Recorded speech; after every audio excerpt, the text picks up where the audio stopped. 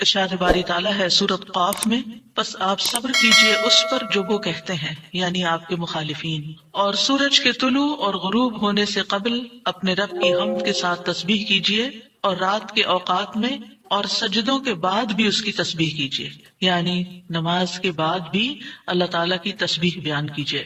یہاں پر جو خطاب ہے وہ نبی صلی اللہ علیہ وسلم سے ہے، فاصبر علی ما یقولون، یعنی آپ کے دشمن یہ مشرکین آپ کے خلاف جو باتیں کرتے ہیں ان کی باتوں پر آپ صبر کیجئے، جو آپ کو جھٹلا رہے ہیں، جو آپ کو دھمکیاں دے رہے ہیں، جو آپ کے خلاف سازشیں کر رہے ہیں، اس کا جواب آپ صبر کے ساتھ دیجئے، اور اس کے برعکس آپ اپنا تعلق اللہ تعالیٰ سے زیادہ مضبوط کر لیجئے۔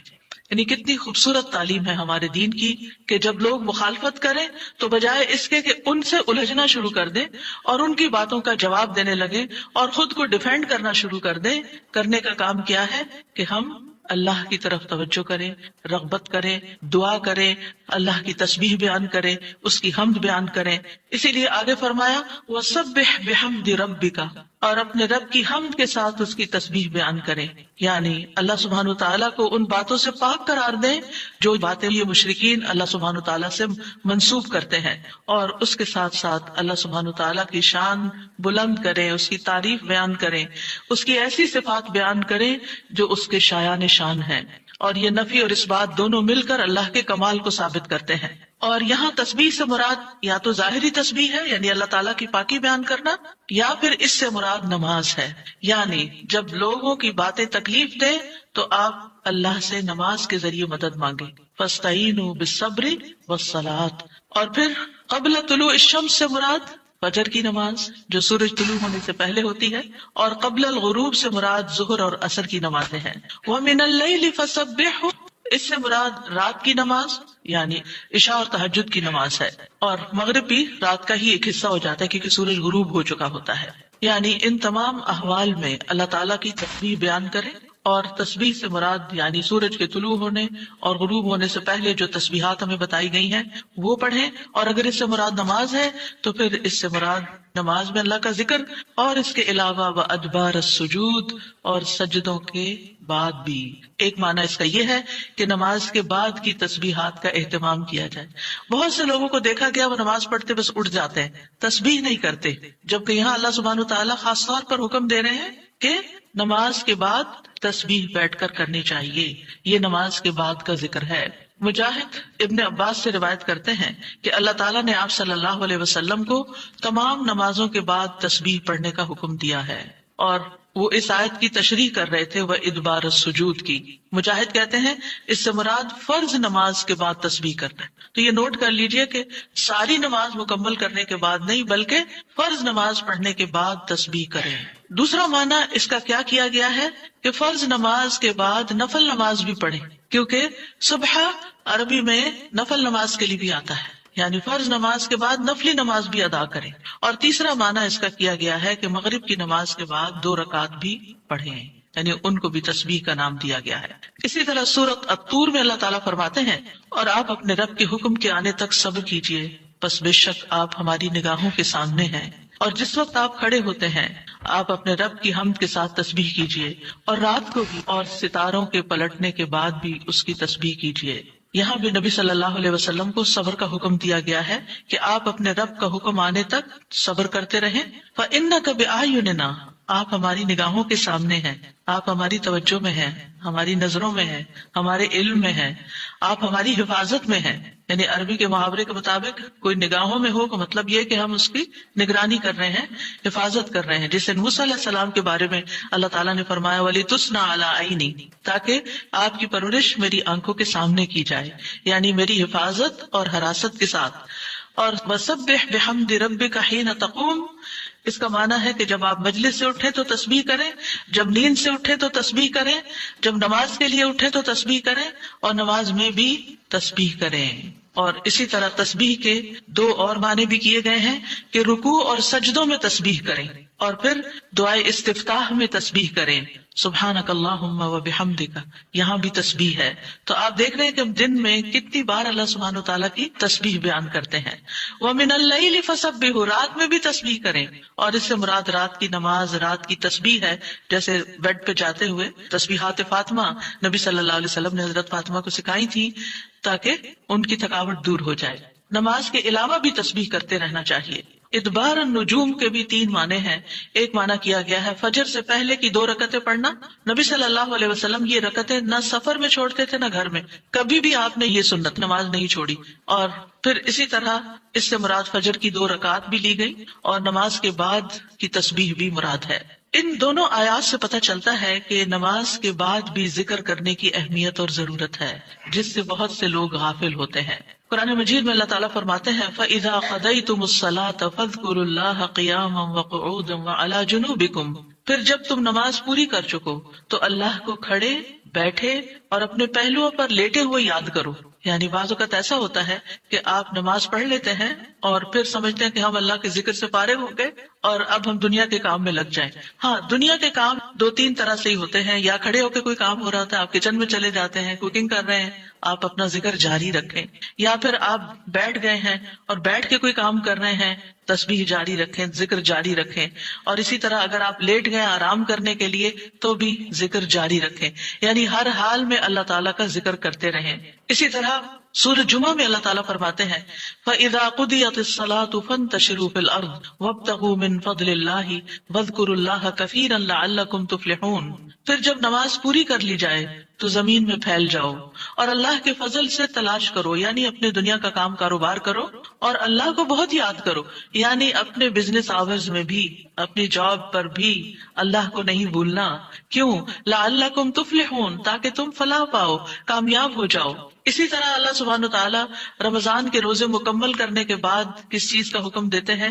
وَلِتُكْمِلُوا الْعِدَّةَ وَلِتُكَبِّرُوا اللَّهَ عَلَى مَا هَدَاكُمْ وَلَعَلَّكُمْ تَشْكُرُونَ، اور تاکہ تم تعداد پوری کرو، اور تاکہ تم اللہ کی بڑائی بیان کرو، تکبیرات پڑھو، اور اس پر کہ اس نے تم کو ہدایت بخشی، اور تاکہ تم شکر ادا کرو۔ اسی طرح حج کے مناسک ادا کرنے کے بعد بھی ذکر کا حکم ہے فَإِذَا قَضَيْتُم مَّنَاسِكَكُمْ فَاذْكُرُوا اللَّهَ كَذِكْرِكُمْ آبَاءَكُمْ أَوْ أَشَدَّ ذِكْرًا، پھر جب تم اپنے حج کے مناسک پورے کر چکو تو اللہ کو یاد کرو جس طرح اپنے باپ دادا کو یاد کیا کرتے تھے، بلکہ اس سے بھی زیادہ یاد کرنا، یعنی باپ دادا کو یاد کرنے، ماں باپ کو یاد کرنے سے بھی زیادہ اللہ کا ذکر کیا کرو، اللہ سبحانہ تعالیٰ کو زیادہ یاد کیا کرو، کیونکہ انسانوں کی یاد انسانوں کو دکھی کرتی ہے، لیکن اللہ کی یاد دلوں کے اطمینان کا باعث بنتی ہے، دلوں کے اندر سکون کا باعث بنتی ہے۔ الا بذکر اللہ تطمئن القلوب، خبردار اللہ کے ذکر سے دلوں کو اطمینان نصیب ہوتا ہے۔ تو آپ نے دیکھا کہ تمام عبادات کے بعد ذکر کا حکم ہے، تسبیح کا حکم ہے، تکبیر کا حکم ہے۔ اسی طرح نماز کے بعد خاص طور پر، یعنی نماز پڑھتے ہی اٹھ نہیں جانا چاہیے، بلکہ وہاں بیٹھ کر بھی اللہ کا ذکر کرنا چاہیے، اور اس میں غفلت نہیں برتنی چاہیے اور سستی نہیں ہونی چاہیے۔ بعض لوگ سلام پھیرتے ہی سنت پڑھنے کے لیے کھڑے ہو جاتے ہیں، جیسے آج کل تراویح میں جلدی ہوتی ہے لوگوں کو، تو بس فرض نماز پڑھی، آیت الکرسی کا بھی ٹائم نہیں ملتا کہ جلدی سے سنت کا ہوتا ہے کہ اگر آیت الکرسی پڑھنے بیٹھ گئے تو سنت رہ جائے گی، امام صاحب تراویح شروع کر دیں گے۔ میں سوچتی ہوں کہ جب گھر سے نکل ہی آئے اللہ کی یاد کے لیے تو کم از کم مسنون مستحب طریقے سے ہی ہم ساری عبادات کریں تاکہ وہ دل کو پھر اطمینان بھی نصیب ہو۔ بہرحال ایک نماز کے بعد فوراً اگلی نہیں شروع کر دینی چاہیے، اس کے بیچ کے وقفے میں اللہ کا ذکر کرنا چاہیے۔ نبی صلی اللہ علیہ وسلم فجر کی نماز کے بعد طلوع آفتاب تک نماز کی جگہ بیٹھے رہتے تھے، اور فجر ارلی شروع کرتے تھے، اندھیرے میں شروع کرتے تھے، اور فجر پڑھنے کے بعد بیٹھے رہتے اور ذکر کرتے رہتے۔ سماک بن حرب کہتے ہیں میں نے جابر بن سمرہ سے عرض کیا کیا آپ رسول اللہ صلی اللہ علیہ وسلم کے پاس بیٹھے تھے؟ انہوں نے فرمایا کہ ہاں بہت زیادہ، میں بہت بیٹھتا رہا ہوں آپ کے پاس۔ آپ اپنی نماز کی جگہ سے کھڑے نہیں ہوتے تھے جس جگہ صبح کی نماز پڑھتے تھے جب تک کہ سورج نہ نکل آتا، پھر جب سورج نکل آتا تو آپ کھڑے ہو جاتے۔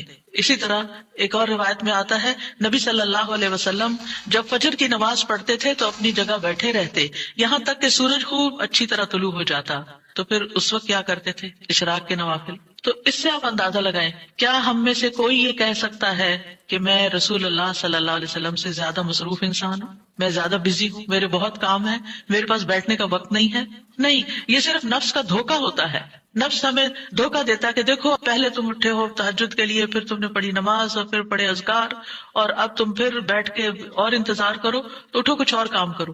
اچھا میرا وہ کام بھی ہے، میرا وہ کام بھی ہے، اور اس طرح ہم اپنے آپ کو تسلیاں دے کر اپنی جگہ سے اٹھ جاتے ہیں اور ذکر میں کوتاہی کر جاتے ہیں.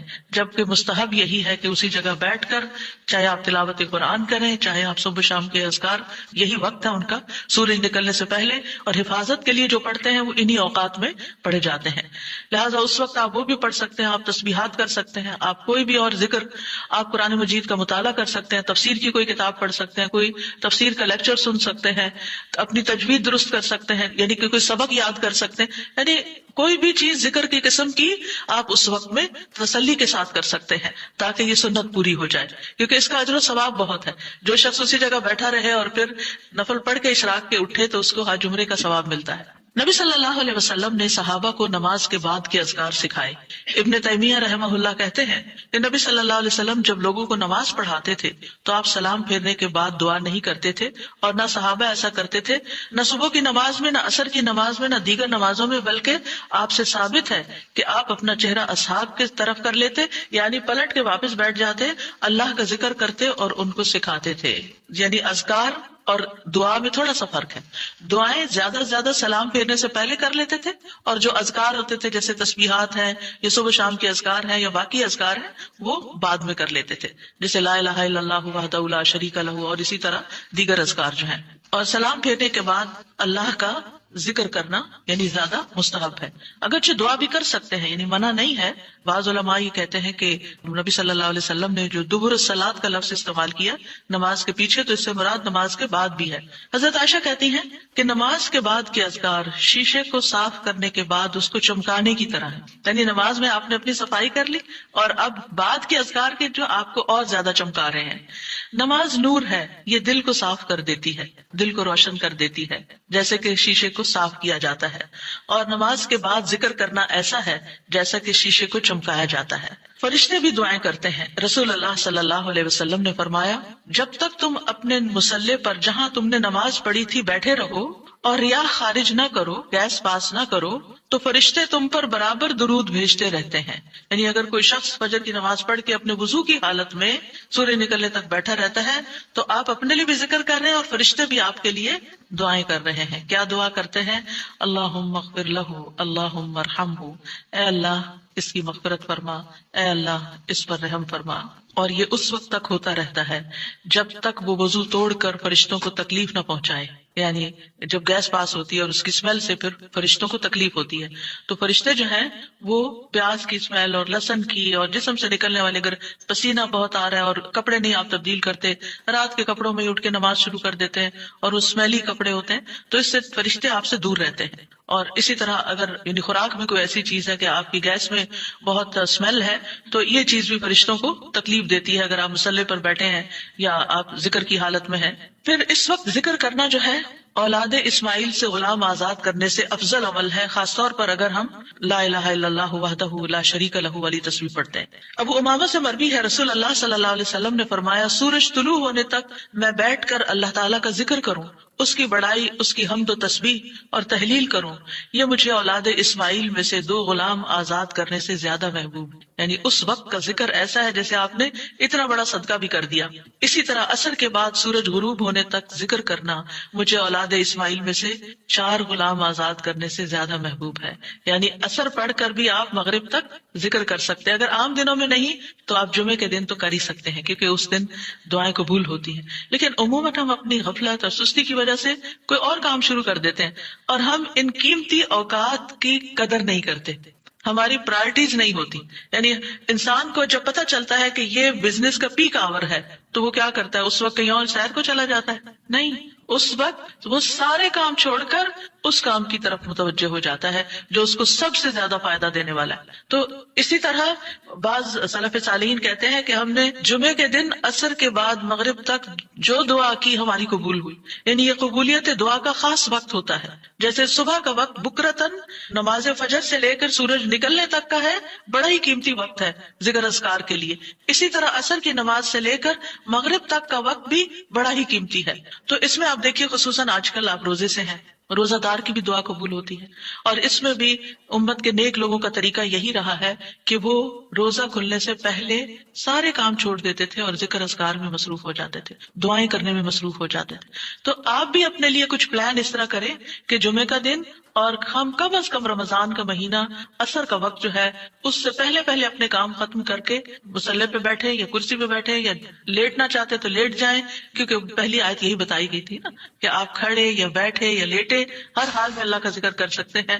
الذین یذکرون اللہ قیاما وقعودا وعلی جنوبہم، وہ جو اللہ کا ذکر کرتے ہیں کھڑے بیٹھے اور لیٹے، جس بھی پوزیشن میں آپ کرنا چاہیں آپ ذکر کر سکتے ہیں. اور اس میں تسبیح کیجیے، حمد و ثنا کیجیے اللہ تعالیٰ کی، اور دعائیں مانگیے. اور الحمدللہ ہمارے پاس کتابوں کی شکل میں دعاؤں کا اتنا پیارا ذخیرہ ہے جو مسنون اوتھینٹک دعائیں قرآن و سنت سے ہم نے جمع کی ہیں. اگر زبانی یاد ہے تو بہت ہی اچھا کہ دل لگا کے زبانی پڑھے، اور اگر زبانی یاد نہیں تو ان کو کھول لیجیے اور پڑھنا شروع کر دیجیے. اور صرف پڑھتے نہ جائیں، اس وقت کوئی قرات کا وقت نہیں ہے، یہ مانگنے کا وقت ہے. دیکھ دیکھ کر اس طرح پڑھیں دعا کو جیسے آپ مانگ رہے ہیں اللہ تعالیٰ سے. تو انشاءاللہ آپ کے دین دنیا آخرت کے سارے مسائل حل ہوں گے اور ایک پرامن پرسکون زندگی بسر کریں گے اگر ان اوقات کی آپ قدر کر لیں. کیونکہ جو قبولیت کے اوقات ہیں ان کو گنوانا نہیں چاہیے، ان کو ہاتھ سے جانے نہیں دینا چاہیے. آپ صبح فجر کے وقت مثلا اگر رمضان میں ہر روز ایک سپارہ پڑھتے ہیں، آدھا سپارہ فجر کے بعد پڑھ لیں، آدھا سپارہ عصر کے بعد پڑھ لیں، تو اس طرح بیلنس بھی ہو جائے گا، آپ کا دل نہیں گھبرائے. کیونکہ ہمارا نفس جو ہے نا وہ اتنا آزاد منش ہے کہ وہ کہیں ایک جگہ بیٹھنے کی قید قبول نہیں کرتا. وہ بار بار ہمیں کہتا ہے اچھا فون چیک کر لو، اچھا وہ کر لو وہ کر لو، اور توجہ یکسوئی سے ہمیں ذکر اذکار نہیں کرنے دیتا.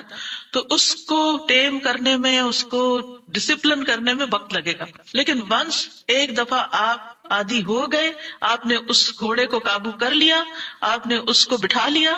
جیسے بچوں کو بٹھانے میں مشکل ہوتی ہے لیکن جب بیٹھ جاتے ہیں پھر بیٹھ جاتے ہیں، تو پھر انشاءاللہ آپ دیکھیں گے کہ آپ کے لیے یہ گھڑیاں بڑی پر لذت ہو جائیں گی. آپ ان گھڑیوں کو انجوائے کریں گے.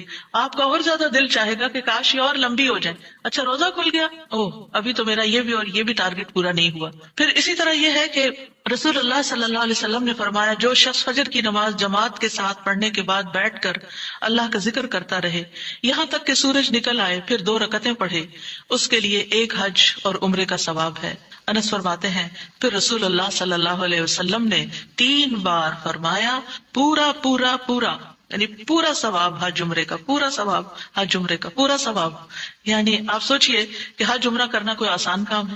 مشکل کام ہے جس میں مال بھی انوالو ہے، آپ کے ایفرٹ بھی، آپ کا گھر چھوڑنا بھی، سب کچھ. لیکن اگر آپ کو ایک مصلی پہ بیٹھ کے اتنا بڑا اجر و ثواب ملتا ہے تو اور کیا چاہیے. صرف بات ہے اپنے نفس کو منانے کی، اپنے دل کو اور اپنے آپ کو ڈسپلن کرنے کی. اور ایک دفعہ آپ نے شروع کر لیا اور اگر نہیں ہو پا رہا تو اللہ سے دعا کریں کہ اللہ تعالیٰ توفیق دے دے، اللہ تعالیٰ آسان کر دے، تو انشاءاللہ آپ کے لیے آسانی بھی ہو جائے گی. پھر اسی طرح نبی صلی اللہ علیہ وسلم نے فرمایا، اللہ تعالیٰ فرماتا ہے کہ میں اپنے بندے کے ساتھ ہوتا ہوں جب وہ مجھے یاد کرتا ہے اور میری یاد میں اپنے ہونٹ ہلاتا ہے. اور ایسے لوگ جو ذکر میں آگے ہوتے ہیں وہ درجات میں بھی بہت آگے ہیں، سبقت لے جانے والے ہیں، فالسابقون السابقون ہیں. رسول اللہ صلی اللہ علیہ وسلم نے فرمایا مفردون سبقت لے گئے. صحابہ نے پوچھا یا رسول اللہ مفردون کون ہوتے ہیں؟ آپ صلی اللہ علیہ وسلم نے فرمایا جو اللہ کے ذکر میں مشغول رہتے ہیں، یعنی ہر وقت ان کا دھیان اپنے رب کی طرف ہوتا ہے.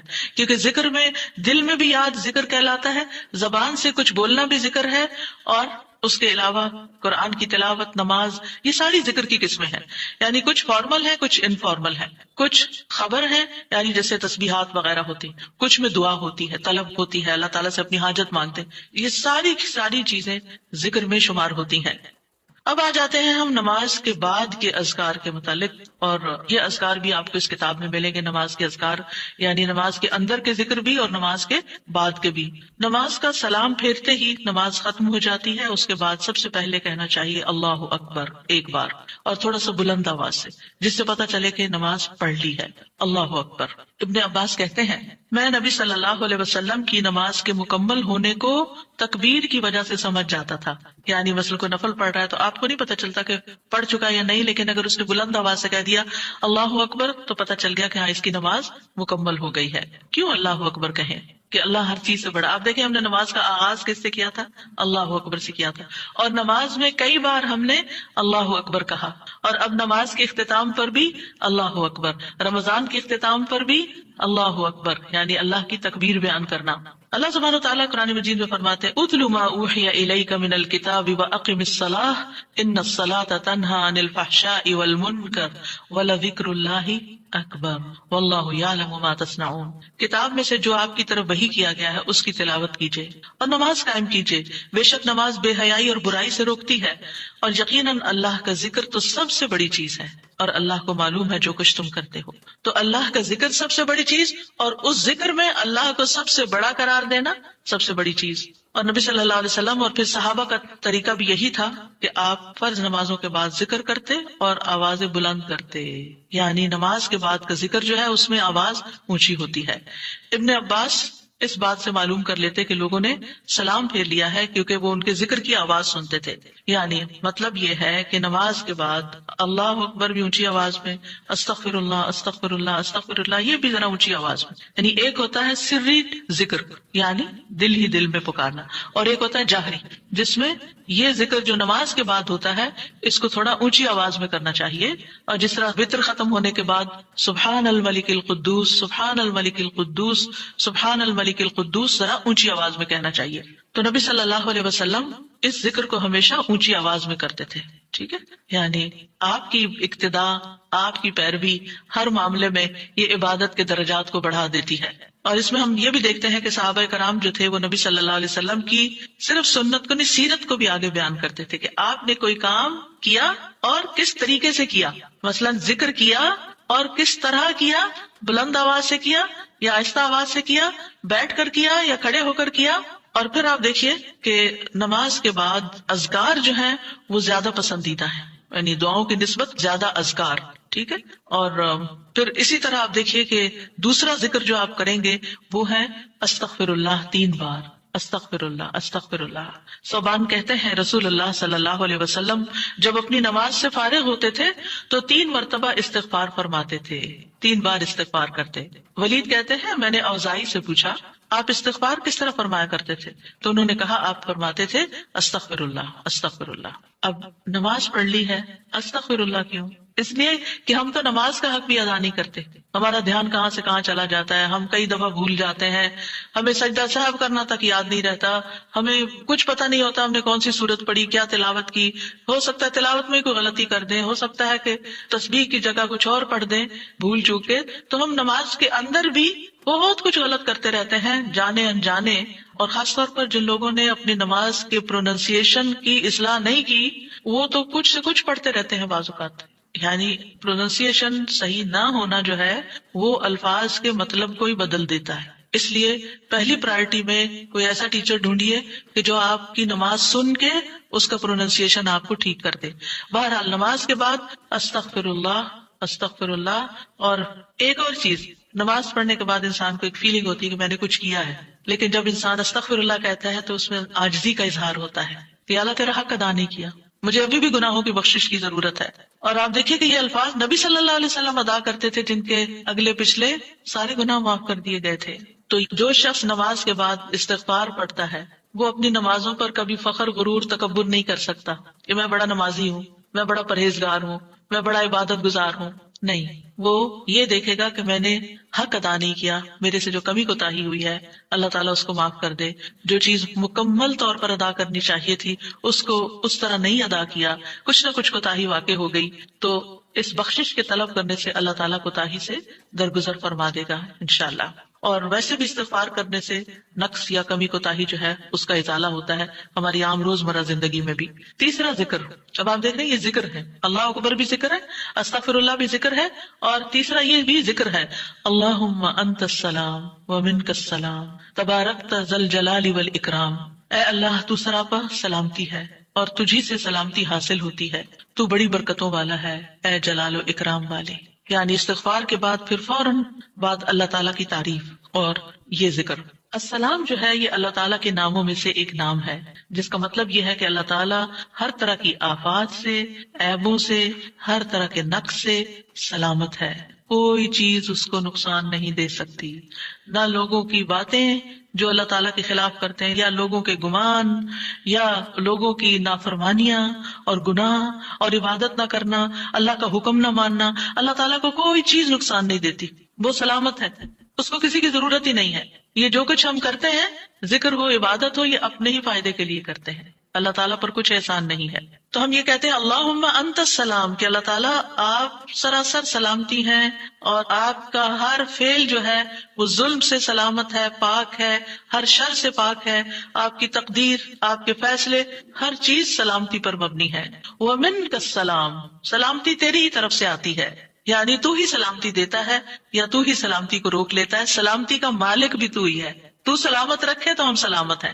تو یہ تعلق اللہ تعالیٰ سے انسان اپنا ظاہر کرتا ہے کہ انسان اپنے رب کے بارے میں کیا سمجھتا ہے. تبارکتا، تبارکتا کا لفظ برکت سے ہے، جس کا مطلب ہوتا ہے کثرت سے کسی چیز کا بڑھنا اور قائم رہنا، یعنی تیری خیرات و برکات بہت زیادہ ہیں. ذل جلال والاکرام، اے عزت اور جلال والے. جلال کا مطلب ہے عظمت، بڑائی، اور اکرام کا مطلب ہے احسان، یعنی تو اپنے بندوں کو عزت و اکرام دیتا ہے، اپنے رسولوں کو، اپنے انبیاء کو اور اپنے صالح بندوں کو تو ہی عزت اور اکرام اور برکتیں عطا کرتا ہے. ساری نعمتیں تیری ہی طرف سے ہیں. اور یہ کتنا خوبصورت ذکر ہے جو ہم ہر نماز کے بعد کرتے ہیں، یا جو نہیں کر رہے انہیں لازماً کرنا چاہیے، کہ اللہ سبحانہ وتعالیٰ سے ہم اپنے اچھے گمان کا اظہار کرتے ہیں، اور ایک طرح سے انڈائریکٹلی سلامتی اور برکت طلب بھی کرتے ہیں. اب دیکھیے، عموماً ہم جب کسی چیز کے اندر فائدہ دیکھتے ہیں تو ہم خیر اس سے وابستہ کر لیتے ہیں، یہ ہے تو کام ہوگا، یہ نہیں تو کام ہی نہیں ہوگا. مثلاً آپ کوئی قلم خریدتے ہیں اور اس سے لکھنا شروع کرتے ہیں اور آپ کو اچھا لگتا ہے، یا آپ اس سے جو لکھنا چاہتے تھے آرٹیکل یا کوئی چیز یا نوٹس اپنے تو بڑے اچھے لکھ پاتے ہیں، تو آپ کہنے لگتے ہیں یہ قلم بڑا مبارک ہے. ٹھیک ہے بھائی، قلم اچھا ہے، فائدہ دے رہا ہے آپ کو، لیکن اصل تو اللہ نے آپ کے لیے یہ وسیلہ بنایا کہ اس نے آپ تک یہ پہنچایا. تو اصل برکت اور خیر اور سلامتی کا منبع اللہ رب العزت کی ذات ہے. چیزوں کے ساتھ مت چمٹ جائیے اور ان پر اتنے ڈیپینڈنٹ نہ ہو جائیں کہ اللہ کو بھول جائیں اور اللہ تعالیٰ کی نعمت اور اللہ تعالیٰ کا احسان یاد نہ کریں. تو اس لیے ہر نماز کے بعد ہم اس بات کا اقرار کرتے ہیں کہ ساری برکتیں تیری ذات سے ہیں یا رب، ساری سلامتی تیری طرف سے ہے یا رب، عزت اور اکرام تیری ہی طرف سے ہے یا رب، تو ہی جس کو چاہے اس پر احسان فرماتا ہے، لہٰذا ہم یہ سب کچھ تجھ سے ہی طلب کرتے ہیں. پھر آپ دیکھیے چوتھا ذکر ہے لا الہ الا اللہ وحدہ لا شریک لہ لہ الملک ولہ الحمد وہو علی کل شیء قدیر. یہ بھی آپ 3 بار پڑھ سکتے ہیں، یہ بھی ذکر ہے، یعنی 3 مرتبہ اللہ تعالیٰ کی توحید کا اقرار. مغیرہ بن شعبہ جو وحی کے کاتب تھے، ان سے مروی ہے کہ معاویہ رضی اللہ عنہ نے مغیرہ کو لکھا کہ کوئی حدیث جو آپ نے رسول اللہ صلی اللہ علیہ وسلم سے سنی ہو وہ مجھے لکھ کر بھیجیں. راوی کہتے ہیں کہ مغیرہ رضی اللہ عنہ نے انہیں لکھا کہ میں نے آپ صلی اللہ علیہ وسلم سے سنا ہے آپ اپنی نماز سے فارغ ہونے کے بعد 3 مرتبہ یہ پڑھا کرتے تھے لا الہ الا اللہ وحدہ لا شریک لہ لہ الملک ولہ الحمد وہو علی کل شیء قدیر. سب سے پہلے توحید کا اقرار کہ اللہ ایک ہے، وہی الہ ہے، وہی خالق ہے، مالک ہے، رب ہے، معبود ہے. پھر اس بات کا انکار کہ کوئی اس کا شریک ہو، لا شریک لہ. اور پھر لہ الملک، بادشاہت بھی اسی کی ہے، معبود بھی وہی ہے، بادشاہ بھی وہی ہے، اور ایسا بادشاہ ہے وَلَهُ الْحَمْدُ کہ اس کی تعریف ہے. دنیا کے بادشاہوں کا حشر ہوتا دیکھا ہے آپ نے، ان کے ساتھ کیا کیا جاتا ہے، لیکن اللہ سبحانہ وتعالیٰ کی بادشاہت پر کوئی آنچ نہیں آتی، کوئی اس کو ہلا نہیں سکتا، کوئی اس کو نقصان نہیں دے سکتا، کوئی اس پر باتیں نہیں بنا سکتا، کوئی اس کا نقص نہیں نکال سکتا کہ اللہ تعالیٰ نے آسمان میں یہ کیا چیز بنا دی، اب زمین میں کیا بنا دی. نہیں، وَلَهُ الْحَمْدُ، اسی کی ہے تعریف. یعنی ایسا بادشاہ کہ جو قابل تعریف ہے، اور ایسا بادشاہ کہ وَهُوَ عَلَى كُلِّ شَيْءٍ قَدِيرٌ. دنیا کے بادشاہ انتہائی بے بس لاچار ہوتے ہیں، ان کے ہاتھ میں کچھ نہیں ہوتا، وہ انسانوں کے محتاج ہوتے ہیں، انسانوں کی خدمت کے، انسانوں کی مدد کے، انسانوں کے مال کے محتاج ہوتے ہیں. یہ بادشاہت کیا بادشاہت ہے جس کی ساری ڈیپینڈنسی لوگوں کے اوپر ہے. تو اصل بادشاہت تو اللہ کی ہے کہ جو ہر چیز پر پوری قدرت رکھتا ہے. تو آپ اس احساس کے ساتھ اگر اللہ تعالیٰ کا یہ ذکر کرتے ہیں تو آپ کا دل ایک سکون سے بھر جائے گا, ایک خوشی سے بھر جائے گا کہ میں ایسی ہستی کو جانتی ہوں, ایسی ذات کو جانتی ہوں کہ جو اتنی خوبیوں کی مالک ہے. کیونکہ یہ انسان کی فطرت میں ہے, انسان کی نفسیات میں ہے کہ وہ کسی چیز کی تعریف کر کے خوش ہوتا ہے, اور عام طور پر ہم صرف سامنے نظر آنے والی چیزوں کی تعریف کر کر کے خوش ہوتے رہتے ہیں, اور تھوڑے دن کے بعد وہ بھی خراب ہو جاتی ہیں, وہ تعریف بھی ساتھ ہی چلی جاتی ہے. انسان ہے تو مر جاتے ہیں, ان کے اعمال ہے تو ختم ہو جاتے ہیں, اور کبھی وہ اچھے ہوتے ہیں اور پلٹ بھی جاتے ہیں. وہ کہاں گئی تعریفیں؟ جوان ہے تو بڑھاپے میں ساری تعریفیں چلی گئی, مالدار تھے تو غریب ہوئے تو ساری تعریفیں چلی گئی. اسی طرح علم ہے اور جنون لائق ہو گیا تو ساری تعریفیں چلی گئی, سب کچھ الٹ گیا. اور دنیا کے یہ سارے نظارے آپ نے دیکھے ہوں گے کہ جب ہر نعمت لوگوں پر الٹ جاتی. اسی لیے ہم دعا کرتے ہیں نا کہ اللہم انی اعوذ بک من زوال نعمتک, کہ اللہ نعمتوں کے زوال سے بچانا. یہ انتہائی تکلیف دہ چیز ہے, لیکن یہ ایک دنیا کا قانون ہے, یہ سب کچھ ہوتا ہے اور ہماری آنکھیں دیکھتی ہیں. لیکن اللہ سبحانہ وتعالیٰ ان سب چیزوں سے پاک ہے, اس کو کوئی زوال نہیں اور اس کا کوئی کچھ بگاڑ نہیں سکتا, اور وہ ہر چیز پر پوری طرح قادر ہے, جو چاہے کر سکتا ہے, اور تعریف اسی کے لیے ہے. پانچواں ذکر, لا الہ الا اللہ وحدہ لا شریک لہ لہ الملک ولہ الحمد وہو علی کل شیء قدیر. اللہم لا مانع لما اعطیت ولا معطی لما منعت ولا ينفع ذا الجد منک الجد. اللہ کے سوا کوئی الہ نہیں, وہ اکیلا ہے, اس کا کوئی شریک نہیں, بادشاہت اسی کی ہے اور تمام تعریف اسی کے لیے ہے, اور وہ ہر چیز پر پوری طرح قدرت رکھنے والا ہے. اے اللہ, جو کچھ تو نے دیا ہے اسے کوئی روکنے والا نہیں, اور جو کچھ تو نے روک دیا اسے کوئی دینے والا نہیں, اور کسی مالدار کو تیری بارگاہ میں اس کا مال نفع نہیں پہنچا سکتا. ابتدا میں تو وہی اللہ کی توحید بیان ہوئی, اس کی بادشاہت اور اس کی حمد کا ذکر ہے اور اس کی قدرت کا ذکر ہے, اور اس کے بعد کہ جو اللہ نے دیا, جو وہ دینا چاہتا ہے اسے کوئی روک نہیں سکتا. یہاں بھی آپ دیکھیں, مانگ کچھ نہیں رہی, یہ ذکر ہے, یہ دعا نہیں, یہ کیا ہے؟ ذکر ہے. اور جو کچھ تو نے روک دیا کوئی دے ہی نہیں سکتا, اور سارے ہی مالدار فقیر ہیں, اور خاص طور پر تیرے سامنے فقیر ہیں. یا ایھا الناس انتم الفقراء الی اللہ واللہ هو الغنی الحمید. اے لوگوں, تم سب اللہ کے فقیر ہو, اللہ کے محتاج ہو, اور اللہ ہی غنی, مالدار اور وہی قابل تعریف ہے. واللہ هو الغنی الحمید. ٹھیک ہے. نبی صلی اللہ علیہ وسلم جب سلام پھیرتے تھے تو یہ دعا پڑھا کرتے تھے یا یہ ذکر کیا کرتے تھے. اور اس میں آپ دیکھیے کہ یہ جو عقیدہ ہے نا کہ اللہ روکے تو کوئی دے نہیں سکتا, یہ انسان کو بڑا اطمینان دے دیتا ہے. اگر کوئی چیز, کوئی خیر آپ کی طرف آنے سے رکی ہوئی ہے تو وہ اللہ ہی نے روکی ہوئی ہے, آپ پر رحمت کی وجہ سے, بدگمان نہ ہو اس سے, کسی وجہ سے رکی ہوئی ہے. آپ کسی کی کوئی اچھی چیز دیکھتے ہیں, کسی کا مینشن دیکھتے ہیں تو سوچتے ہیں کتنا خوش قسمت ہے, کتنے بڑے گھر میں رہتا ہے. کسی کے پاس فراری دیکھتے ہیں تو آپ کہتے ہیں واہ کتنا خوش قسمت ہے, لیکن آپ کو نہیں پتا کہ یہی چیزیں اس کے لیے کتنی بڑی آزمائش بنی ہوئی ہیں, آپ نہیں جانتے.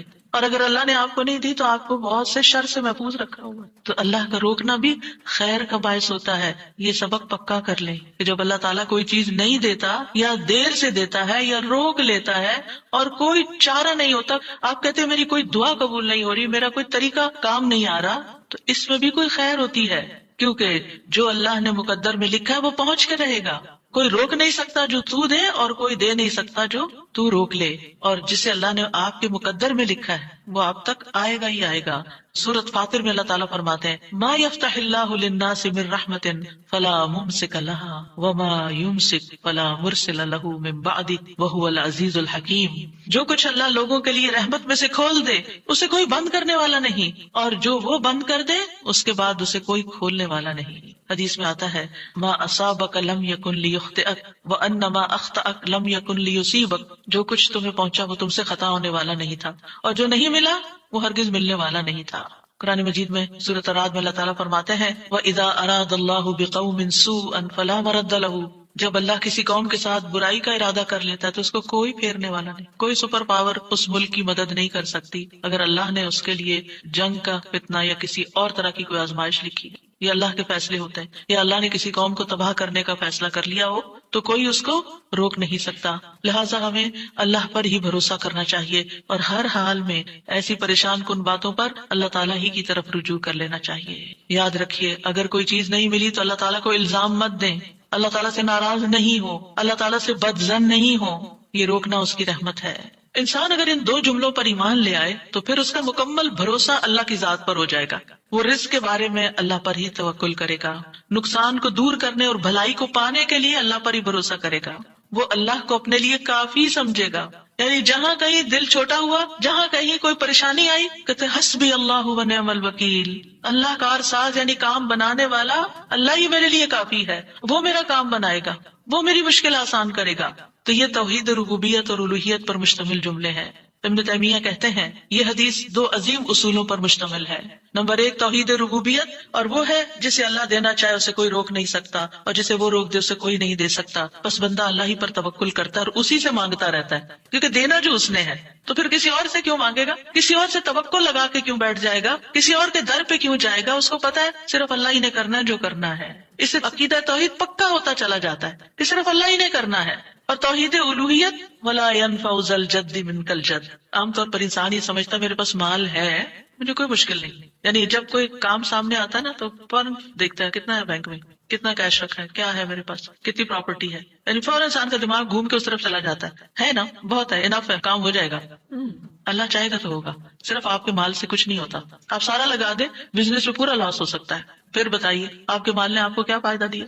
کچھ نہیں ہو سکتا جب تک اللہ نہ چاہے. مال بھی جب فائدہ دیتا ہے جب اللہ چاہتا ہے، اولاد بھی جب فائدے کی ہوتی ہے جب اللہ چاہتا ہے. کسی انسان سے فائدہ صرف اس وقت پہنچتا ہے جب اللہ چاہتا ہے. آپ نے دیکھا ہوگا کتنے ہی اچھے سے اچھے لوگ ہوتے ہیں ہر وقت کام آنے والے. ایک وقت ایسا آتا ہے وہ ایسے بےچارے مجبور ہوتے ہیں کہ ان کو نہ کرنی پڑتی ہے کہ بھائی سوری یہ نہیں کر سکتے، کیونکہ سب کچھ ان کے اختیار میں نہیں ہے، سب کچھ ان کے بس میں نہیں ہے. اسی طرح انسان کے پاس بعض اوقات کوئی عہدہ ہوتا ہے، انفلوئنس ہوتا ہے، وہ سمجھتا ہے یہ عہدہ ہے میرے پاس، وہ سب کچھ کر سکتا ہے. نہیں کر سکتے. آپ نے دیکھا ہوگا دنیا کے بڑے بڑے ملکوں کے جو حکمران ہوتے ہیں کتنے بے بس ہوتے ہیں، کچھ بھی نہیں ہوتا ان کے ہاتھ میں، اپنی تقدیر نہیں بنا سکتے، اپنا فائدہ نہیں کر سکتے. اور پھر آپ دیکھیے کہ اللہ سبحانہ وتعالیٰ دنیا اسے بھی دیتا ہے جس سے وہ محبت کرتا ہے، اور اسے بھی دیتا ہے جس سے وہ محبت نہیں کرتا. لیکن یاد رکھیے ایمان اس کو دیتا ہے، دین کی سمجھ اس کو دیتا ہے جس سے وہ محبت کرتا ہے. وَمَن يُرِدِ اللَّهُ بِهِ خَيْرًا يُفَقِّهْهُ فِي الدِّينِ. دنیا تو سب کے پاس، مومن مسلم کافر سب کے پاس ہو سکتی ہے.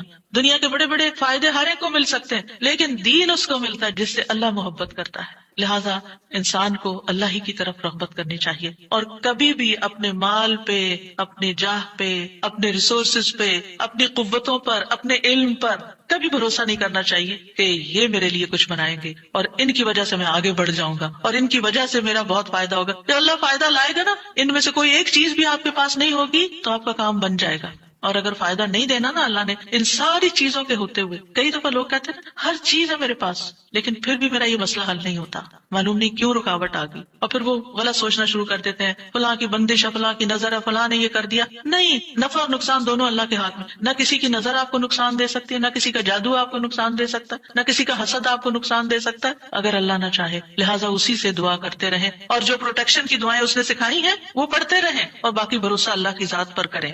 پھر چھٹا ذکر ہے لا الہ الا اللہ وحدہ لا شریک لہ لہ الملک ولہ الحمد وہو علی کل شیء قدیر لا حول ولا قوۃ الا باللہ لا الہ الا اللہ ولا نعبد الا ایاہ لہ النعمۃ ولہ الفضل ولہ الثناء الحسن لا الہ الا اللہ مخلصین لہ الدین ولو کرہ الکافرون. اللہ کے سوا کوئی الہ نہیں، وہ اکیلا ہے، اس کا کوئی شریک نہیں، بادشاہت اسی کی ہے اور تمام تعریف اسی کے لیے ہے، اور وہ ہر چیز پر پوری طرح قدرت رکھنے والا ہے. اور گناہ سے بچنے کی طاقت اور نیکی کرنے کی طاقت اللہ کے سوا کوئی دینے والا نہیں، اللہ کے سوا کوئی الہ نہیں. ہم صرف اسی کی عبادت کرتے ہیں، اسی کی ساری نعمتیں ہیں، اسی کا سارا فضل ہے اور اسی کے لیے خوبصورت تعریف ہے. اللہ کے سوا کوئی الہ نہیں، ہم اسی کے لیے دین میں اخلاص رکھنے والے ہیں اگرچہ کافر ناپسند کریں.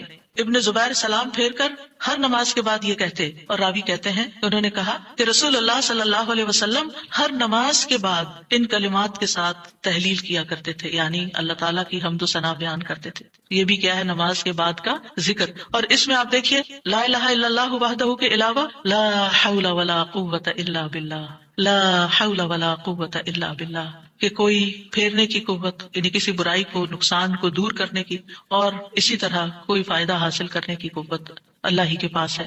کسی گناہ سے دور ہونے اور کسی نیکی کے کرنے کی ہمت طاقت اللہ ہی کے پاس ہے. تو یہ لا حول ولا قوت الا باللہ بہت فائدہ دیتا ہے اور اس کی کثرت کرنے کو کہا گیا ہے. اور لا الہ الا اللہ ولا نعبد الا ایاہ، ہم صرف اسی کی عبادت کرتے ہیں. لہ النعمۃ ولہ الفضل ولہ الثناء الحسن، نعمت بھی اور فضل بھی اور اچھی تعریف سب اللہ ہی کے لیے ہے. اور ہم مخلص ہو کر اللہ کی عبادت کرتے ہیں، مخلصین لہ الدین لا الہ الا اللہ ولو کرہ الکافرون، اگرچہ کافر ناپسند کریں، ان کو ہماری توحید اچھی نہ لگے، لیکن پھر بھی ہم صرف ایک اللہ ہی کو مانتے ہیں۔ ساتویں چیز ہے تسبیحات، سبحان اللہ 33 بار، الحمدللہ 33 بار اور اللہ اکبر 33 بار، اور 34ویں بار لا الہ الا اللہ وحدہ لا شریک لہ لہ الملک ولہ الحمد وہو علی کل شیء قدیر۔ ہر نماز کے بعد ان تسبیحات کو پڑھنے کی فضیلت کیا ہے؟ ابو ہریرہ کہتے ہیں رسول اللہ صلی اللہ علیہ وسلم نے فرمایا، جس آدمی نے ہر نماز کے بعد 33 مرتبہ سبحان اللہ، 33 مرتبہ الحمدللہ اور 33 مرتبہ اللہ اکبر کہا تو یہ 99 کلمات ہو گئے، اور 100 کا عدد پورے کرنے کے لیے لا الہ الا اللہ وحدہ لا شریک لہ یہ ذکر کر لیا تو اس کے سارے گناہ معاف کر دیے جائیں گے، چاہے وہ سمندر کی جھاگ کے برابر ہو۔ یعنی 100 کا عدد پورا کرنے کے لیے کیا پڑھنا ہے؟ لا الہ الا اللہ وحدہ لا شریک لہ لہ الملک ولہ الحمد وہو علی کل شیء قدیر۔ رسول اللہ صلی اللہ علیہ وسلم نے فرمایا، ہر نماز کے بعد کچھ ایسے اذکار ہیں جن کو پڑھنے والا یا جن کو کرنے والا کبھی محروم نہیں ہوتا، جن میں سے سبحان اللہ 33 بار، الحمدللہ 33 بار اور 34 بار اللہ اکبر۔ یعنی اگر لا الہ الا اللہ پورا نہیں پڑھ سکتے تو اللہ اکبر کو 34 بار کر کے 100 کی گنتی پوری کر لیں۔ پھر اسی طرح رسول اللہ صلی اللہ علیہ وسلم کے پاس کچھ فقیر صحابہ حاضر ہوئے، کہا کہ امیر لوگ بلند درجات اور ہمیشہ رہنے والی جنت حاصل کر چکے، حالانکہ جس طرح ہم نماز پڑھتے ہیں وہ بھی پڑھتے ہیں، جیسے ہم روزے رکھتے ہیں وہ بھی رکھتے ہیں، لیکن مال و دولت کی وجہ سے انہیں ہم پر فضیلت حاصل ہے۔ اس کی وجہ یہ کہ وہ حج کرتے ہیں، عمرہ کرتے ہیں، جہاد کرتے ہیں، صدقے دیتے ہیں، اور ہم محتاجی کی وجہ سے یہ کام نہیں کر سکتے۔ آپ نے فرمایا کیا میں تمہیں ایک ایسا عمل نہ بتا دوں، اگر تم اس کی پابندی کرو گے تو جو لوگ تم سے آگے بڑھ چکے ہیں تم انہیں پالو گے، اور تمہارے مرتبے تک کوئی نہیں پہنچ سکتا، اور تم اپنے سامنے موجود لوگوں میں سب سے بہتر ہو جاؤ گے، سوائے ان کے جو یہی عمل شروع کر دیں۔ ہر نماز کے بعد 33 بار سبحان اللہ، 33 بار الحمدللہ، 33 بار اللہ اکبر، اور پھر 34ویں بار تو وہ ذکر آپ کو بتا ہی دیا گیا۔ اور اگر آپ 33 بار نہ پڑھ سکیں تو 10 بار سبحان اللہ، 10 بار الحمدللہ اور 10 بار اللہ اکبر پڑھ لیا کریں۔ یعنی اگر جلدی ہے تو پھر 10 بار بھی پڑھ سکتے ہیں۔ نبی صلی اللہ علیہ وسلم نے فرمایا 2 عمل ایسے ہیں اگر کوئی مسلمان بندہ ان کی پابندی کر لے تو جنت میں داخل ہوگا، اور وہ بہت آسان ہے مگر ان پر عمل کرنے والے بڑے کم ہیں۔ وہ کیا ہیں؟ ہر نماز کے بعد 10 بار سبحان اللہ، 10 بار الحمدللہ، 10 بار اللہ اکبر۔ فرمایا زبان کی ادائیگی کے اعتبار سے تو 150 بار ہے، یعنی 5 نمازوں میں 10 بار، اور ترازو میں 1500 ہوں گے۔ اور جب سونے لگے تو 34 بار اللہ اکبر، 33 بار الحمدللہ اور 33 بار سبحان اللہ کہے۔ زبانی طور پر تو یہ 100 ہے مگر میزان میں یہ تسبیحات 1000 ہوں گی۔ اور وہ کہتے ہیں یقیناً میں نے رسول اللہ صلی اللہ علیہ وسلم کو دیکھا، آپ انہیں اپنے ہاتھ سے شمار کرتے تھے، اور پھر کہتے ہیں دائیں ہاتھ سے تو کرنے کا طریقہ کیا ہے؟ 3 دفعہ اوپر کو جائیے سبحان اللہ سبحان اللہ سبحان اللہ، اور 3 دفعہ نیچے کو آ جائیے سبحان اللہ سبحان اللہ سبحان اللہ۔ ایک انگلی پہ 6 بار ہو گیا، تو آپ کی 5 انگلیاں تو 5 کو 6 دفعہ ضرب دیں تو کیا ہوتا ہے؟ 30، اور 3 دفعہ اور پڑھ لیں، اور اگر 34 ہے تو ایک اور پڑھ لیں۔ تو اس طرح ایک ہی ہاتھ پر، دائیں ہاتھ پر یہ تسبیحات آسانی سے پڑھی جا سکتی ہیں، کیونکہ ہاتھ سے تسبیح کرنا زیادہ پسندیدہ ہے۔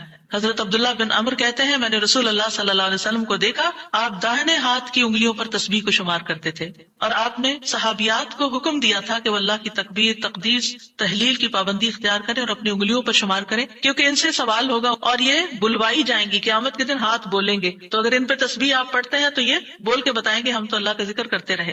8ویں چیز ہے آیت الکرسی۔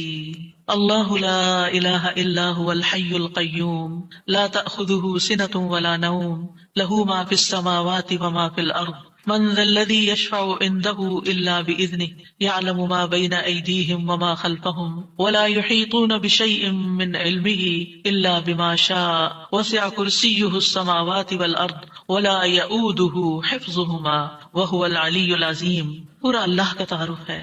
اللہ وہ ہے کہ اس کے سوا کوئی معبود نہیں، وہ زندہ ہے، ہر چیز کو قائم رکھنے والا ہے، نہ اسے کچھ اونگ پکڑتی ہے اور نہ کوئی نیند، اسی کا ہے جو کچھ آسمانوں میں ہے اور جو کچھ زمین میں ہے۔ کون ہے جو اس کے پاس اس کی اجازت کے بغیر سفارش کرے؟ وہ جانتا ہے جو کچھ ان کے سامنے اور جو کچھ ان کے پیچھے ہے، اور وہ اس کے علم میں سے کسی چیز کا احاطہ نہیں کر سکتے مگر جتنا وہ چاہے۔ اس کی کرسی آسمانوں اور زمین کو سمائے ہوئے ہے، اور اسے ان دونوں کی حفاظت یعنی آسمان اور زمین کی حفاظت تھکاتی نہیں، اور وہی سب سے بلند، سب سے بڑا ہے۔ ہر نماز کے بعد آیت الکرسی پڑھنے کی فضیلت یہ ہے کہ جو شخص نماز کے بعد اس کو پڑھ لیتا ہے اور اس نماز کے بعد اس کی ڈیتھ ہو جاتی ہے تو فرمایا اس کو موت کے علاوہ کوئی چیز جنت میں جانے سے نہیں روک سکتی، مر گیا تو سیدھا جنت میں۔ یہ قرآن مجید کی سب سے افضل آیت ہے، ابو ذر غفاری کہتے ہیں میں مسجد حرام میں داخل ہوا اور رسول اللہ صلی اللہ علیہ وسلم کو اکیلے دیکھ کر آپ کے پاس آ کے بیٹھ گیا. میں نے کہا یا رسول اللہ صلی اللہ علیہ وسلم کون سی آیت افضل ہے جو آپ پہ نازل ہوئی؟ آپ نے فرمایا آیت الکرسی. کرسی کے مقابلے میں 7 آسمان اس طرح ہے جیسے بیابان زمین میں کوئی چھلا گرا پڑا ہو، اور پھر کرسی کے مقابلے میں عرش کا حجم اتنا ہے جیسے اس چھلے کے مقابلے میں بیابان کا وجود. اور یہ قرآن مجید کی سب سے عظیم آیت بھی ہے. ابی ابن کعب سے روایت ہے ایک مرتبہ نبی صلی اللہ علیہ وسلم نے ان سے پوچھا اللہ کی کتاب میں سب سے عظیم آیت کون سی ہے؟ انہوں نے کہا اللہ اور اس کا رسول ہی زیادہ جانتے ہیں. آپ نے یہ سوال کئی مرتبہ دہرایا تو ابی ابن کعب نے کہا آیت الکرسی. یہ سن کر آپ نے فرمایا ابو المنذر تمہیں تمہارا علم مبارک ہو، اس ذات کی قسم جس کے ہاتھ میں میری جان ہے، عرش کے پائے کے پاس یہ اللہ بادشاہ کی پاکیزگی بیان کرتی ہوگی، اس کی ایک زبان اور 2 ہونٹ ہوں گے، یعنی جو لوگ اس پڑھیں گے وہ ان کے حق میں ایک طرح سے گواہ ہوگی. 9ویں چیز جو نماز کے بعد پڑھنی چاہیے وہ ہے معوذات. سورۃ الاخلاص، سورۃ الفلق، سورۃ الناس. پہلی سورت میں اللہ تعالیٰ کی توحید بیان ہوئی ہے، دوسری سورت میں انسان کو پناہ مانگنے کے لیے کہا گیا ہے کہہ دیجئے میں مخلوق کے رب کے پناہ پکڑتا ہوں اس چیز کے شر سے جو اس نے پیدا کی، اور اندھیری رات کے شر سے جب وہ چھا جائے، اور گرہوں میں پھونکنے والیوں کے شر سے، اور حسد کرنے والے کے شر سے جب وہ حسد کرے. انہی چیزوں کا خوف رہتا ہے نا، کوئی جادو کر دے گا، کوئی حسد کر لے گا. ہر نماز کے بعد پڑھیں گے کس وقت وہ کرے گا؟ اس کو تو آپ موقع ہی نہیں دے رہے کہ وہ جادو کرے یا آپ سے حسد کرے. ہر 2 نمازوں کے بیچ میں جو کوئی ایسا فتنہ فساد آیا اس کا ازالہ ہوتا چلا جائے گا. عقبہ بن عامر کہتے ہیں کہ رسول اللہ صلی اللہ علیہ وسلم نے مجھے حکم دیا تھا کہ میں ہر نماز کے بعد معوذات پڑھا کروں، یعنی یہ تینوں صورتیں پڑھا کروں. 10ویں چیز ہے رب اعنی علی ذکرک و شکرک و حسن عبادتک، اللہ کے ذکر، اس کے شکر اور اچھی عبادت پر اللہ کی مدد مانگنا. معاذ بن جبل کہتے ہیں کہ رسول اللہ صلی اللہ علیہ وسلم نے میرا ہاتھ پکڑا اور فرمایا اے معاذ اللہ کی قسم میں تم سے محبت کرتا ہوں. کتنے خوش قسمت تھے معاذ رضی اللہ عنہ. میں نے عرض کیا یا رسول اللہ صلی اللہ علیہ وسلم میں بھی آپ سے محبت کرتا ہوں. تو رسول اللہ صلی اللہ علیہ وسلم نے فرمایا تم پابندی سے ہر نماز میں یہ دعا مانگا کرو رب اعنی علی ذکرک و شکرک و حسن عبادتک. معاذ رضی اللہ عنہ جو ہے 33 سال کی عمر میں امواس کے تعاون میں شہید ہو گئے تھے. He was only 33 years old. ان کا مقام کیا تھا؟ آپ کی بشارت کے مطابق وہ جنت میں علماء کے قائد ہوں گے، یعنی علماء امت کے جو عالم ہیں ان کو جنت کی طرف لیڈ کر رہے ہوں گے. کس وجہ سے آپ صلی اللہ علیہ وسلم نے ان سے محبت کا اظہار کیا؟ علم کی وجہ سے، علم کے حریص تھے اور نیکی کے کاموں میں آگے آگے، اور اتنی چھوٹی عمر میں عین جوانی کے وقت فوت بھی ہو گئے اور کتنا بڑا درجہ اور مقام پا گئے. ہمیں آج تک یہ سمجھ نہیں آتی کہ کون سے کام ایسے کریں کہ جس سے اللہ کی محبت ملے، جس سے اللہ کا قرب نصیب ہو، اور جس سے ہمیں رسول اللہ صلی اللہ علیہ وسلم کی محبت اور آپ کی شفاعت نصیب ہو. تو یہ ایک دعا ہے ان دعاؤں میں سے جو آپ نے خاص طور پر حضرت معاذ کا ہاتھ پکڑ کے قسم کھا کے محبت کا اظہار کر کے آپ کو یہ دعا سکھائی. چند لفظ ہیں، کیا ہمارے لیے یہ پڑھنا بھی مشکل ہے؟ پھر ہم اپنے لیے اس دنیا سے کیا کما رہے ہیں؟ اگر ہمیں اتنی بھی توفیق نہیں کہ نماز کے بعد ٹک کے یہ 4 کلمے پڑھ لیں تو پھر ہماری نمازیں کیا ہیں؟ ہم نے کیا مانگا اللہ سے؟ ہم تو دنیا کی اور آخرت کی خیر سے محروم ہو گئے. اور یہ دعا آپ دیکھیے اللہم سے بھی شروع ہوتی ہے اور ربی سے بھی شروع ہوتی ہے. دونوں کا ایک ہی تقریباً مطلب ہے، ایک میں الوہیت ہے اور ایک میں ربوبیت ہے. یعنی میں اللہ سے درخواست کرتا ہوں کہ اے اللہ مجھے اپنے ذکر پر، اور ذکر میں قرآن، نماز، تحلیل، تسبیح، استغفار، درود سب چیزیں شامل ہیں، اللہ مجھے توفیق دے. اور پھر وہ شکر کی بھی توفیق. اور آپ دیکھیے کہ جب ہم دعا مانگتے ہیں نا کہ اللہم اعنی علی ذکرک، تو مطلب یہ ہے کہ ہماری زبان جو ہے وہ آپ کی اطاعت کرتی رہے، وہ کلمات بولتی رہے جس سے آپ کا ذکر ہوتا رہے. یعنی ایک تو ہے یہ مسنون اذکار ان کا پڑھنا، اور ایک یہ ہے کہ اللہ تعالیٰ کی نعمتوں کا ذکر کرنا، اللہ تعالیٰ کے احسانات کا ذکر کرنا، اللہ تعالیٰ کی قدرت کی نشانیوں کا ذکر کرنا، اللہ کے فضل کا ذکر کرنا. وَأَمَّا بِنِعْمَةِ رَبِّكَ فَحَدِّثْ، یہ بھی ذکر ہے. آپ اپنے بچوں کے ساتھ بات کر رہے ہیں اور اللہ تعالیٰ کے بارے میں کوئی بات کر رہے ہیں، دین کے بارے میں کوئی بات کر رہے ہیں، تو یہ بھی ذکر میں شمار ہو. اللہ مجھے توفیق دے، اللہ میری مدد کر. کیونکہ ہمارے پاس وقت بھی ہوتا ہے، ہمارے پاس صلاحیت بھی ہوتی ہے، لیکن ہم توجہ نہیں کرتے، ہم کرتے نہیں ہیں کام، کیونکہ توفیق نہیں ہوئی نا. تو ہر نماز کے بعد چونکہ فرض کے بعد دعا قبول ہوتی ہے تو یہ دعا مانگنے کو کہا گیا. اور بعض کہتے ہیں اس کو سلام پھیرنے سے پہلے بھی پڑھ سکتے ہیں، جیسے ربی جعلنی پڑھتے ہیں. یا اور کل جو میں نے آپ کو دعائیں بتائی تھی آخر میں نماز کے اختتام پر سلام سے پہلے، وہ سب مسنون اذکار تھے. لیکن علماء نے اس کے علاوہ جیسے ربی جعلنی مقیم الصلاۃ، یہ نبی صلی اللہ علیہ وسلم نے نہیں سکھائی ہمیں کہ نماز کے بعد ضروری یہی پڑھی جائے. لیکن علماء نے کہا کہ جیسے اللہ کی حمد و ثنا ہوتی ہے تشہد میں، پھر اس کے بعد درود شریف ہے، اور پھر اس میں والدین اور اولاد دونوں کے لیے دعا ہے تو یہ پڑھ لیں. اس کے علاوہ جو چاہے قرآنی اور مسنون دعا یہاں بیٹھ کے پڑھیں، کیونکہ نماز کے اندر دعا مانگنا نماز کے بعد کی دعا سے افضل ہے. قبولیت کے زیادہ چانسز ہیں جس سے اکثر لوگ غافل ہیں. سلام پھیرنے سے پہلے اللہم انی اسألک الجنۃ واعوذ بک من النار 3 دفعہ یہ پڑھ لیں. جو آپ کا دل چاہے پڑھیں، بس اردو میں نہیں، عربی میں یاد کریں کچھ دعائیں، قرآنی دعائیں، مسنون دعائیں اس وقت پڑھتے رہیں. تو پھر دوسرا ہے وشکر کا. شکر کہاں سے ادا ہوتا ہے؟ زبان سے بھی ہوتا ہے، لیکن اس کا اصل مقام دل ہے، تو دل سے اٹھتا ہے. ذکر کی بات کر کے ہم نے کہا کہ اللہ ہماری زبان کو اپنی اطاعت کی توفیق دے، اور شکر کی بات کر کے ہم نے کہا کہ اللہ ہمارے دل کو اپنے ذکر کی توفیق دے، اپنی یاد کی توفیق دے، اور شکر ادا کرنے کی توفیق دے. یعنی میں ساری ظاہری اور باطنی نعمتوں پر اللہ کا شکر ادا کرنے کی توفیق مانگتا ہوں. یہ مطلب ہے اس دعا کا. زبان کا شکر کیا ہے؟ کہ بندہ اللہ کی نعمتوں کا ذکر کرتا ہے. اور اعضاء سے شکر کیا ہے؟ کہ بندہ اللہ کی اطاعت کے کام کرتا ہے. کیونکہ اللہ تعالیٰ نے آل داؤد کو کیا کہا تھا؟ اعملوا آل داؤد شکرا وقلیل من عبادی الشکور. اے داؤد کے گھر والوں، شکر ادا کرنے کے لیے عمل کرو، اور میرے بندوں میں کم ہی شکر گزار ہیں. اللہ کا شکوہ ہے بندوں سے، کم ہی شکر گزار.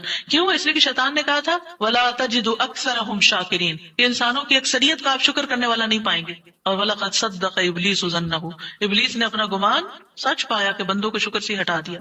تو شکر کی توفیق مل جائے تو پھر شکر ادا کیا جائے. اور یہ شکر کا سلسلہ تو کہیں ختم ہوتا ہی نہیں، کیونکہ اتنی نعمتیں ہیں کہ ہم گن ہی نہیں سکتے. ابن رجب کہتے ہیں کہ دین میں یا دنیا میں اللہ کی ہر نعمت جو بندے کو حاصل ہوتی ہے، اس میں نعمت کا شکر ادا کرنے کی ضرورت ہوتی ہے. پھر جو شکر کی توفیق ملتی ہے اس پر بھی شکر ادا کرنے کی ضرورت ہے. یعنی شکر پر بھی شکر، یہ ایک اور نعمت ہے، اس میں دوبارہ شکر ادا کرنے کی ضرورت ہے. پھر دوبارہ شکر کیا تو ایک اور نعمت مل گئی، اب کیا ہے؟ ایک اور دفعہ شکر کریں. اور یہ سلسلہ ہمیشہ جاری رہتا ہے. یعنی شکر کا سلسلہ کبھی ختم نہیں ہونا چاہیے، شکر کرتے ہی چلے جائیں. وحسن عبادتک، اور اپنی خوبصورت عبادت کی توفیق عطا فرما. اور خوبصورت عبادت اسی وقت ہو سکتی ہے جب اس میں اخلاص ہو اور نبی صلی اللہ علیہ وسلم کی اتباع ہو، اطاعت ہو. اطاعت اعضاء سے کی جاتی ہے، یعنی ہمارے اعضاء، ہاتھ، پاؤں، ہمارا جسم یہ عبادت میں مشغول ہوتا ہے. بعض اوقات ہم ڈھیروں عبادت کر لیتے، ڈھیر سارے نفل پڑھ لیتے، بہت کچھ کر لیتے، لیکن اس کو کوئی کوالٹی نہیں ہوتی. یہاں یہ نہیں کہا گیا کہ کثیر عبادتک، یہاں کیا کہا گیا؟ حسن عبادتک، کہ اللہ خوبصورت عبادت کی توفیق دے. امام ابن تیمیہ کے بارے میں آتا ہے کہ جب وہ قید ہوئے تو اپنے سجدوں میں یہ دعا پڑھا کرتے تھے، اللہم اعنی علی ذکرک و شکرک و حسن عبادتک، کیونکہ اللہ کی توفیق کے بغیر ہم یہ کام نہیں کر سکتے. جس کی زندگی میں ذکر آ گیا، جس کی زندگی میں شکر آ گیا، اور جس کی زندگی میں خوبصورت عبادت آ گئی، وہ خوش قسمت ترین انسان ہے، اس کو سبھی کچھ مل گیا. اور جو ان چیزوں سے محروم ہے پھر ہر خیر سے محروم ہے، چاہے دنیا کی قارون جیسی دولت اس کے پاس کیوں نہ ہو، پوری دنیا اس کی فین ہو، اس کی تعریفیں کرے اور اس کی فدائی شدائی ہو، کوئی فائدہ نہیں ہے. ایک اور دعا ہے رب قنی عذابک یوم تبعث عبادک، اے میرے رب مجھے اس دن کے عذاب سے بچانا جس دن تو اپنے بندوں کو اٹھائے گا. 3 بار یہ دعا، اے اللہ ہمیں اس دن کے عذاب سے بچانا جس دن تو اپنے بندوں کو اٹھائے گا. 1 دفعہ بھی پڑھی جا سکتی، 3 دفعہ کی شرط نہیں ہے. برا بن عازب کہتے ہیں جب ہم رسول اللہ صلی اللہ علیہ وسلم کے پیچھے نماز پڑھتے تھے تو ہم آپ کی دائیں طرف کھڑے ہونے کو پسند کرتے تھے تاکہ آپ ہماری طرف رخ کر کے متوجہ ہوں. برا کہتے ہیں میں نے آپ کو فرماتے ہوئے سنا، یعنی آپ پلٹ رہے تھے اور کہہ رہے تھے رب قنی عذابک یوم تبعث عبادک. یہ رات کو سوتے ہوئے بھی پڑھا کریں اور نمازوں کے بعد بھی کہ اللہ اس دن کے عذاب سے بچا لینا جس دن تو بندوں کو دوبارہ پیدا کرے گا. 13 اللہم اغفر لی ما قدمت وما اخرت وما اسررت وما اعلنت وما اسرفت وما انت اعلم به منی انت المقدم وانت المؤخر لا الہ الا انت. اے اللہ میرے وہ گناہ بخش دے جو میں پہلے کر چکا، جو میں نے بعد میں کیے، اور جو چھپے ہوئے کیے اور جو ظاہر میں کیے، اور جو میں حد سے بڑھا رہا اور وہ جن سے تو مجھ سے زیادہ باخبر ہے. تو ہی نیکی اور خیر میں آگے کرنے والا اور پیچھے کرنے والا ہے، تیرے سوا کوئی معبود نہیں. نبی صلی اللہ علیہ وسلم سلام پھیرنے کے بعد یہ دعا پڑھا کرتے تھے، یعنی اس دعا کے بارے میں ثابت ہے کہ سلام کے بعد پڑھا کرتے تھے. اللہم اغفر لی ما قدمت، بات یہ ہے کہ جو نیک لوگوں کی نیکیاں ہوتی ہیں وہ مقربین کے گناہ شمار ہوتے ہیں، یعنی ان کا سٹینڈرڈ اور ہائی ہوتا ہے نا، ان کی کوالٹی اور اچھی ہوتی ہے. تو اس لیے نبی صلی اللہ علیہ وسلم کے گناہ کوئی نہیں تھے کہ جس کے لیے آپ بخشش مانگتے تھے. ایک تو ہمیں سکھانے کے لیے، اور دوسرا یہ ہے کہ نیکیوں میں سے جو کم درجے کی نیکیاں ہوں ان پر بھی.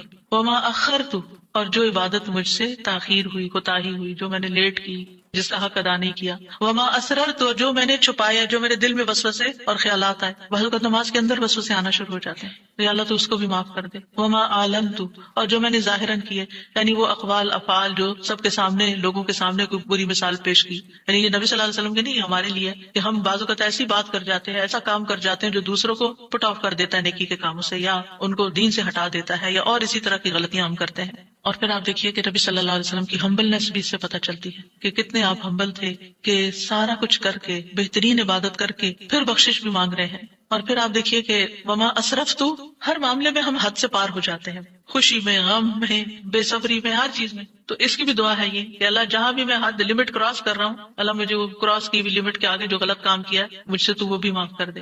اور وما انت عالم بہ منی، اور جو تو مجھ سے زیادہ جانتا ہے. یعنی خاص کے بعد عام کا بھی ذکر ہے، یعنی میں نے تو مانگ لیا جو مجھے سمجھ آتی تھی، اب اس کے علاوہ بھی جو کچھ ہے اس کو بھی آپ معاف کر دیجیے. اور پھر انت المقدم و انت المؤخر، دوسرے روایت میں انت المقدم والمؤخر بھی آتا ہے. جس کو تو چاہتا ہے آگے بڑھا دیتا ہے نیکی میں، جس کو تو چاہتا ہے پیچھے کر دیتا ہے. یعنی یہ نہ سوچیے کہ آج میں اگر نیکیوں میں آگے ہوں تو ہمیشہ ایسے ہی رہوں گی، ہمیشہ ڈرتے رہا کریں، پیچھے بھی ہو سکتے ہیں. تو یا اللہ تو مجھے آگے ہی رکھنا، مراد یہ ہے. اور اگر نبی صلی اللہ علیہ وسلم کے بارے میں ہے تو آپ کی نبوت سب سے آخر میں تھی، وہ ایک پازیٹیو سینس میں ہے، انت المقدم و انت المؤخر. اور پھر اسی طرح یہ ہے کہ قیامت کے دن سب سے پہلے آپ اٹھائے جائیں گے، حالانکہ دنیا میں آپ کی نبوت سب سے آخر میں تھی.